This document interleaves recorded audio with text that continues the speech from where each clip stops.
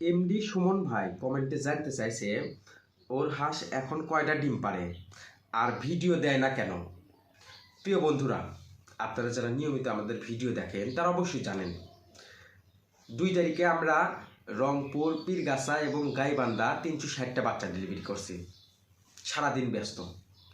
3 তারিখে আমরা কুমিল্লা লাকসাম 500 বাচ্চা ডেলিভারি করছি, সারাদিন ব্যস্ত।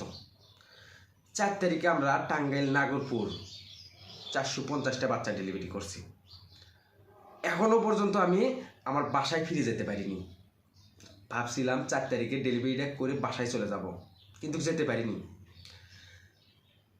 কুষ্টিয়া থেকে এক প্রবাসী আব্দুল হামিদ ভাই অন্ধের মতন বিশ্বাস করে আমাদের বিকাশে ওনার বাড়িতে যাওয়া আসির পরিবহন খরচা লাগাই দিছেন। উনি একজন প্রবাসী, উনি হাঁসের খামার করার জন্য প্রস্তুতি নিছে এবং ঘরটা সব কিছু কমপ্লিট করছে।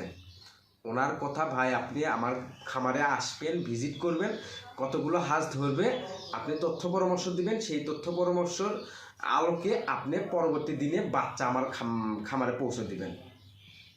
তাহলে আপনারাই বলেন আমি কেমনে আমার হাঁস কয়টা ডিম পারতেছে আর কেনই বা ডিম পাড়ার ভিডিও দিচ্ছি না।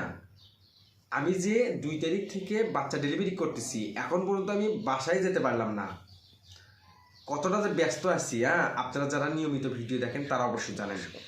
কিন্তু এমডি সুমন ভাই হয়তো বা আমাদের নিয়মিত ভিডিও দেখে না, মাঝে মাঝে ভিডিও দেখে, মাঝে মাঝে কমেন্ট করে।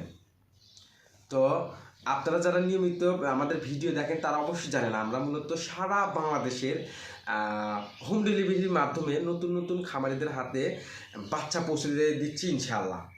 তো আপনারা চাইলে বাংলাদেশের যে কোনো প্রান্ত থেকে আমাদের কাছ থেকে বাচ্চা নিতে পারবেন এবং আপনারা সবাই আমাদের জন্য দোয়া করবেন। আজকে আমি যাচ্ছি কুষ্টিয়া প্রবাসী আব্দুল হামিদ ভাইয়ের খামার ভিজিট করার উদ্দেশ্যে।